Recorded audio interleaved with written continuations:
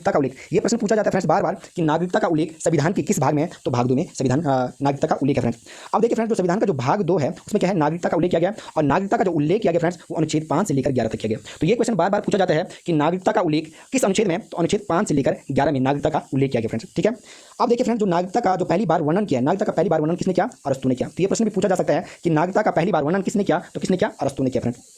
अब देखिए कि भारत में किस प्रकार की नागरिकता है, तो एकल प्रकार की नागरिकता है। देखिए फ्रेंड्स, अन्य देशों में कहीं दोहरी नागरिकता भी है, तो भारत में किस प्रकार की नागरिकता है, एकल नागरिकता है। ये प्रश्न भी पूछा जाता है फ्रेंड्स बार बार कि भारत में किस प्रकार की नागरिकता है, तो एकल प्रकार की। ठीक है, नागरिकता को ब्रिटेन के संविधान से लिया गया। ठीक है ना, एकल जो भारत की नागरिकता किस प्रकार की एकल नागरिकता है और उसे किस देश के संविधान से लिया गया, तो ब्रिटेन के संविधान से लिया गया। तो ये भी काफी इंपॉर्टेंट है फ्रेंड्स। अब देखिए फ्रेंड्स, जो 5 से लेकर 11 जिसमें नागरिकता का उल्लेख किया गया, हम इन 5 से लेकर 11 एक एक करके इनका अध्ययन करेंगे कि 5 में क्या है, 6 में क्या है, 7 में क्या है और इस प्रकार 11 में क्या है। ठीक है फ्रेंड्स, तो आसानी से हम इनका अध्ययन करते हैं।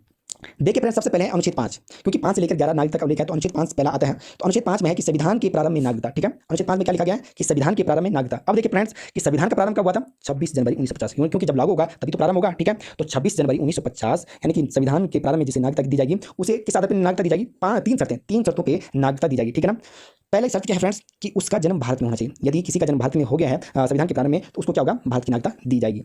दूसरी कंडीशन, यदि उसके माता पिता का जन्म भारत में हुआ हो। ठीक है, यदि भारत में उसके माता पिता का जन्म होता है तो फिर भी उसे क्या दी जाएगी, भारत की नागरिकता दी जाएगी।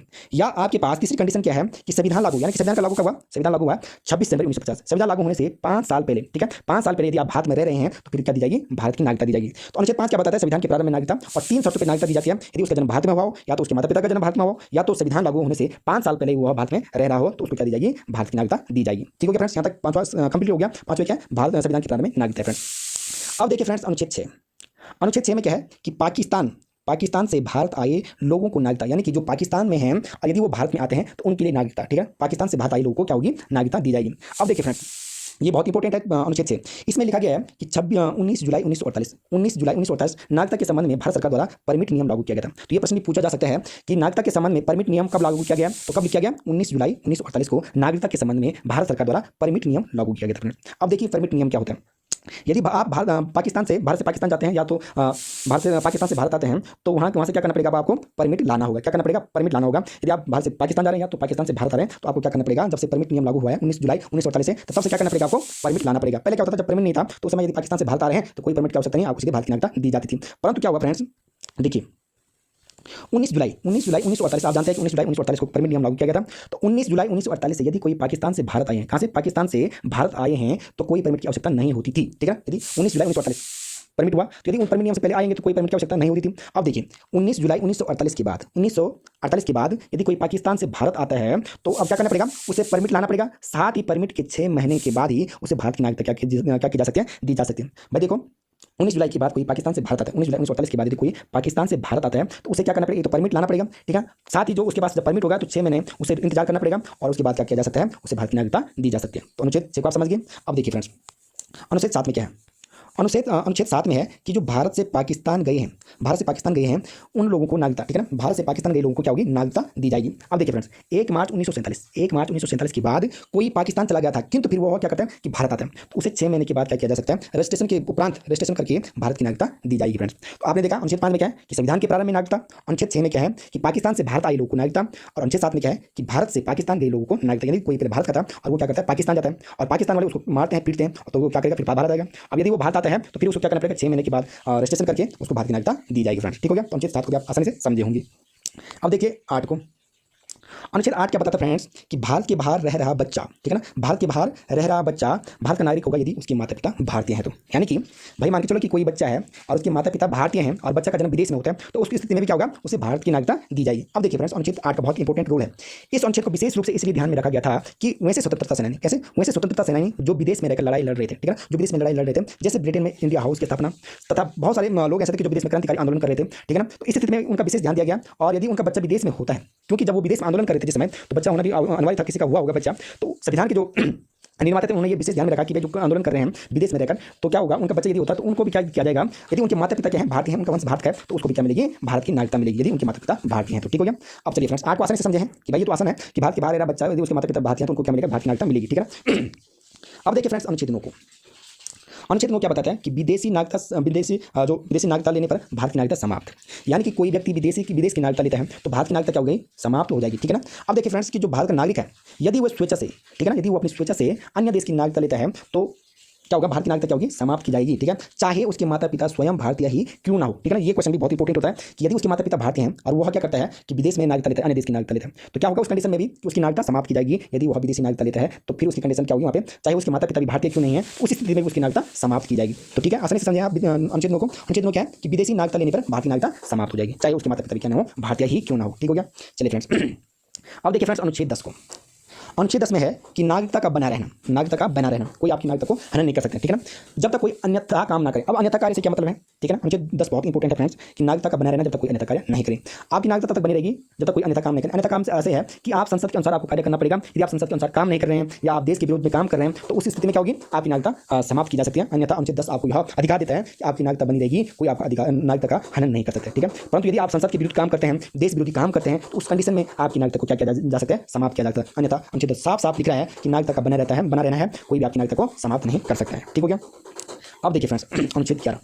अनुच्छेद 11 बहुत ही महत्वपूर्ण है और ये प्रश्न बार बार पूछा जाता है। अनुच्छेद 11 में क्या है कि नागरिकता का कानून संसद बनाएगी, कि जो नागरिकता संबंधी जो कानून होंगे वो कौन बनाएगी, संसद बनाएगी। तो ये प्रश्न पूछा भी जाता है फ्रेंड्स बार बार कि नागरिकता का कानून कौन बनाती है, तो कौन बनाती है, संसद बनाती है फ्रेंड्स। अब देखिए नागरिकता का कानून संसद बनाती है और यहाँ से एक क्वेश्चन बहुत ही इंपॉर्टेंट पूछा जा सकता है कि नागरिकता का कानून संसद बनाती है। ठीक है, संसद बनाती है और संसद का कौन सा मंत्रालय बनाता है, संसद का कौन सा मंत्रालय नागरिकता का कानून बनाता है, तो कौन बनाता है, गृह मंत्रालय बनाता है। तो ये बहुत इंपॉर्टेंट है कि नागरिकता का कानून संसद का गृह मंत्रालय बनाता है फ्रेंड्स। तो आसानी से आपने समझा होगा कि अनुच्छेद 11 में क्या है, नागरिकता का कानून संसद बनाएगी और संसद का कौन सा मंत्रालय बनाएगा, तो गृह मंत्रालय बनाएगा। ये काफी इंपॉर्टेंट है फ्रेंड्स, ये क्वेश्चन पूछा जा सकता है फ्रेंड्स। अब देखिए 5 से लेकर 11 अनुच्छेद आपने आसानी से समझे होंगे। अब देखिए फ्रेंड्स जो नागरिकता के संबंध में जो पहली बार जो कानून लाया गया था 1955 में, उसको पढ़ते हैं। वो है फ्रेंड्स हमारा नागरिकता अधिनियम 1955। ये काफ़ी इंपॉर्टेंट है फ्रेंड्स और परीक्षा की दृष्टि से इंपॉर्टेंट माना जाता है नागरिकता अधिनियम 1955। देखिए फ्रेंड्स जो नागरिकता अधिनियम 1955 है, पहली बार कब लाया गया था, 1955 में लाया गया था। तो ये प्रश्न कई बार पूछा जा सकता है कि नागरिकता का कानून पहली बार कब लाया गया था, 1955 में लाया गया था फ्रेंड्स। ये आपको क्लियर होना चाहिए। दूसरा, नागरिकता अधिनियम 1955 5 विधियों से नागरिकता देता है। कितनी विधियों से देता है, 5 विधियों से देता है। तो ये प्रश्न मैंने यहाँ पे नोट डाउन किया फ्रेंड्स कि संविधान में कितनी विधियों से नागरिकता ले सकते हैं, संविधान में कितनी विधियों से नागरिकता ले सकते हैं, यहाँ पे थोड़ा आना चाहिए था नागरिकता। तो देखिए फ्रेंड्स ये प्रश्न पूछा जा सकता है कि संविधान में कितनी विधियों से नागरिकता ले सकते हैं। तो कितनी विधियों से ले सकते हैं, 5 विधियों से ले सकते हैं। कितनी विधियों से, 5 विधियों। ये बिल्कुल आपका क्लियर होना चाहिए। अब देखिए फ्रेंड्स जो ये 5 विधियां हैं जिनके आधार पर नागरिकता ले सकते हैं, तो ये विधियां कौन कौन सी है, इनका एक एक करके अध्ययन करेंगे फ्रेंड्स आज हम। देखिए फ्रेंड्स सबसे पहले जन्म के आधार पर, ठीक है ना, पहला क्या है, जन्म के आधार पर नागरिकता। देखिए फ्रेंड्स कि इस विधि के अनुसार कोई व्यक्ति यदि कहीं का भी है और यदि भारत में उसका जन्म होता है तो क्या होगा, उसको भारत की नागरिकता मिल जाएगी। क्योंकि यहाँ पे लिखा ही क्या गया 1955 में साफ साफ लिखा है कि जन्म के आधार पे नागरिकता मिलेगी। यदि किसी का भी बच्चा भारत में जन्म लेता है तो उस स्थिति में क्या होगी, आपको नागरिकता दी जाएगी। अब देखिए फ्रेंड्स इस विधि के अनुसार कोई भी भारत में आकर जन्म लेता है तो वह भारत का नागरिक हो जाएगा। इस विधि का पाकिस्तान दुरुपयोग करने लगा। कौन करने लगा इस विधि का प्रयोग, जो जन्म के आधार पर नागरिकता मिलेगी तो पाकिस्तान इसका दुरुपयोग करने लगा। वो भारत में आता था और बहुत सारी बीवियां रखने लगा। तो बीवियां बहुत सारी रखेगा तो बच्चे भी बहुत सारे होंगे और जब बच्चे बहुत सारे होने लगे तो उनको वो क्या करने लगा, उनको आतंकवादी बनाने लगा। ठीक है ना, अब जब भारत का नागरिक है और वो आतंकवादी होगा तो वो क्या करेगा, भारत का नागरिक होने के बावजूद ही भारत का ये नुकसान करने लगे, भारत में आतंक फैलाने लगा। ठीक है, तो उसमें क्या किया गया फ्रेंड्स कि 1986 में जो 1955 का जो अधिनियम था उसमें संशोधन किया गया फ्रेंड्स। तो ये प्रश्न भी पूछा जा सकता है कि पहली बार जो 1955 का जो अधिनियम था नागरिकता का, कब उसमें संशोधन किया गया पहली बार, तो 1946 में नागरिकता के कानून में पहली बार किया गया संशोधन किया गया फ्रेंड्स। तो ये भी आपको क्लियर होना चाहिए कि नागरिकता के कानून में पहली बार संशोधन कब हुआ, 1986 में हुआ।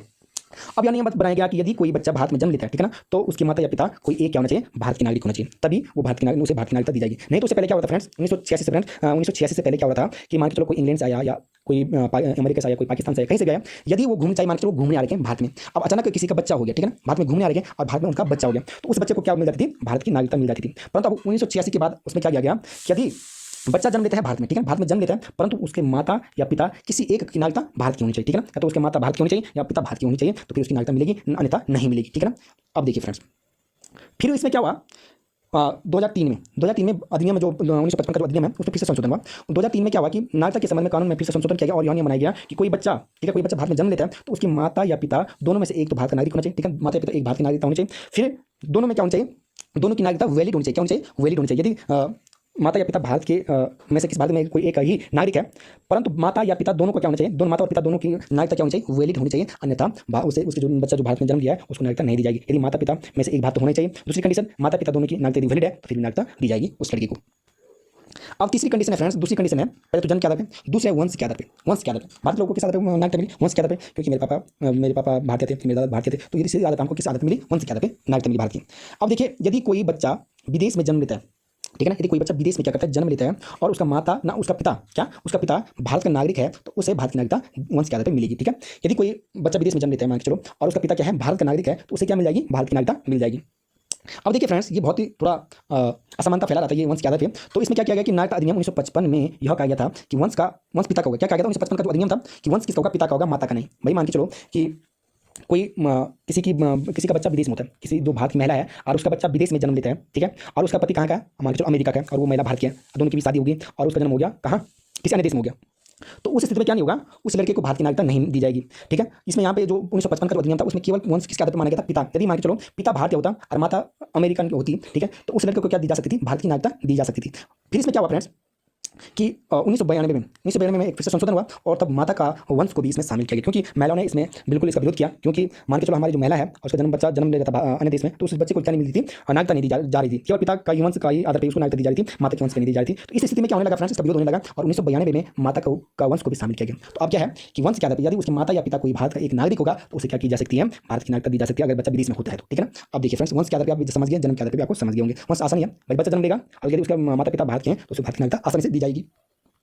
अब देखिए फ्रेंड्स, पंजीकरण के आधार पर, तीसरा है पंजीकरण के आधार पर कितने प्रकार से नागरिकता दी जाएगी, 5 प्रकार से। तो तीसरा क्या है, पंजीकरण के आधार पर। ठीक है, तो पंजीकरण क्या है कि यदि कोई विदेशी व्यक्ति भारत की नागरिकता लेना चाहता है तो उसे 7 साल, कितने साल, 7 साल भारत में रहना होगा। कहीं किताब में ये 5 साल लिखा है, तो ये बिल्कुल आपको याद रखना होगा, 7 साल है ये। ठीक है ना। पंजीकरण के आधार पर कितनी साल में नागरिकता मिलेगी, ये प्रश्न पूछा जा सकता है कि पंजीकरण के आधार पर कितने साल बाद आपको भारत की नागरिकता मिलेगी। तो 7 साल बाद, कितने, 7 साल बाद आपको भारत की नागरिकता मिलेगी।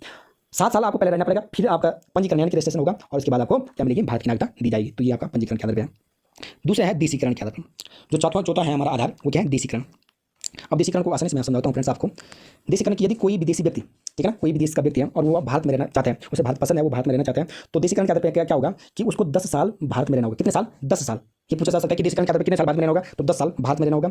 और जो हमारी 22 भाषाएं हैं, ठीक है, कितनी भाषाएं, 22 भाषाएं हैं, और 22 भाषा को उल्लेख किस अनुसूची में, 8वीं अनुसूची में है। ठीक है, ये प्रश्न भी पूछा जाता है फ्रेंड्स कि भाषा का उल्लेख किस अनुसूची में किया गया है, तो 8वीं अनुसूची में किया गया है। ठीक है, अब हम बात की हमारे देशीकरण के आधार पर। तो देशीकरण के आधार पर किस प्रकार से नागरिकता मिलेगी कि 10 साल भारत में रहना होगा और आपको 22 जो भाषाएं हैं उनमें से किसी एक भाषा को आपको आनी चाहिए। ठीक है, 22 भाषा में एक भाषा आपको आनी ही चाहिए। साथ ही आपको कला और विज्ञान का ज्ञान होना चाहिए, कला या विज्ञान में आपकी रुचि होनी चाहिए। क्या, कला या विज्ञान में आपका क्या होना चाहिए, विशेष योगदान होना चाहिए। तो आपको क्या किया जाएगा, देशीकरण के आधार पर नागरिकता दी जाएगी। अब देखिए फ्रेंड, जो देशीकरण में कितनी शर्तें, 3 शर्तें हैं। पहली शर्त क्या है कि 10 साल आपको रहना ही होगा भारत में, जब 10 साल आपको पूरेंगे तो फिर आपको दी जा सकती है। फिर दूसरी कंडीशन क्या है कि भाषा आनी चाहिए, जो 22 भाषाएं हैं उनमें से एक भाषा आपको आनी चाहिए। तीसरी कंडीशन क्या है कि कला एवं विज्ञान में आपका विशेष योगदान होना चाहिए फ्रेंड। अब देखिए फ्रेंड्स, देशीकरण भी आपने समझ लिया। अब है अर्जित भूमि के आधार पर। यदि हम किसी भूमि पर अधिग्रहण कर लेते हैं, उसकी भूमि को जीत जाते हैं, तो उसको बोलते हैं अर्जित भूमि।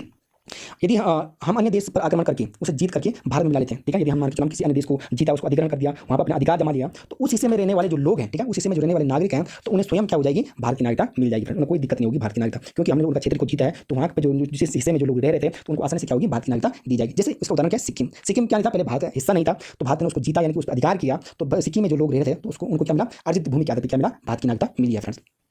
अब देखिए फ्रेंड्स, जो नागरिकता अधिनियम 1955 है, 5 आधार से क्या देता था, नागरिकता देता था। आपने आसानी से समझा होगा। अब देखिए कि नागरिकता का समापन, नागरिकता समाप्त किस प्रकार से की जा सकती है फ्रेंड्स, ठीक है ना। तो नागरिकता अधिनियम 1955 के द्वारा 3 आधार पर भारत की नागरिकता समाप्त की जा सकती है। तो ये प्रश्न पूछा जाता है कि नागरिकता कितने आधार से समाप्त की जा सकती है, यानी कि नागरिकता अधिनियम 1955 के द्वारा कितने आधार से भारत की नागरिकता समाप्त की जा सकती है। ठीक है, तो कितने से की जा सकती है, 3 आधार से की जा सकती है। और क्या आधार है वो, पहला आधार है त्याग से, यदि कोई इस वजह से अपनी नागरिकता त्यागता है। दूसरा बर्खास्त से, और तीसरा है वंचित से, यदि किसी को बर्खास्त किया गया तो उसकी नागरिकता समाप्त होगी। यदि वो वंचित, उसके कुछ डॉक्यूमेंट फर्जी पाई गए तो उस स्थिति में वो वंचित हो गया, तो उस स्थिति में क्या होगा, भारत की